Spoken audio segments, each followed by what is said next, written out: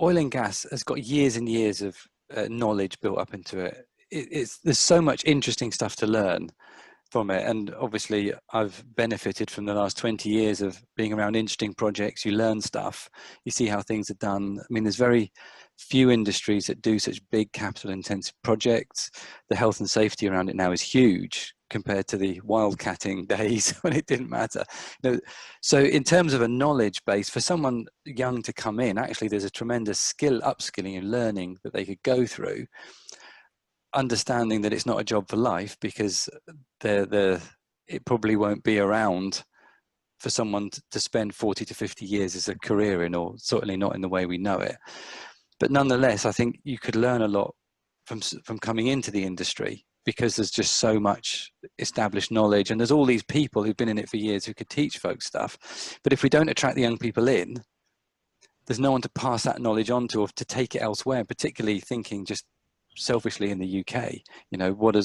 How does the UK capitalize on the knowledge? Yeah, and I think there's been a lot of talk about the big crew change and the loss of knowledge and all of that stuff for many years. And in fact, it was one of the things that drove the setup of Field of the Future and BP in 2003.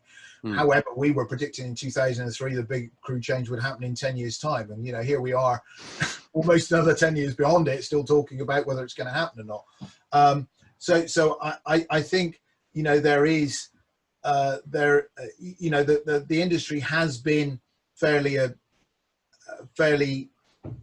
good at retaining some of that knowledge. Some companies have extended retirement dates and put American companies I know have said, okay, you never have to come into the office. You can work 3 days a week. You're on the phone. You're on call.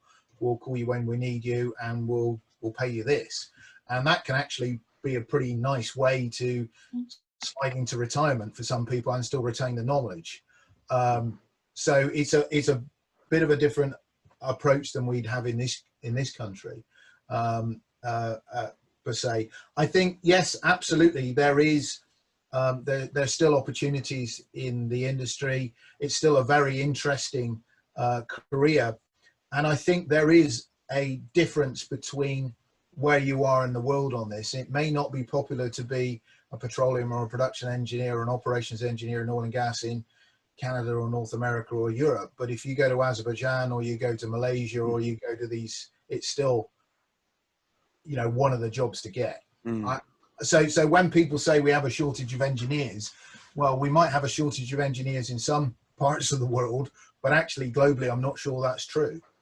And I went to a conference, a digital conference in China 2 years back, and blimey, I mean, they had 6,000 master's students and 20,000 undergraduates doing petroleum and production engineering.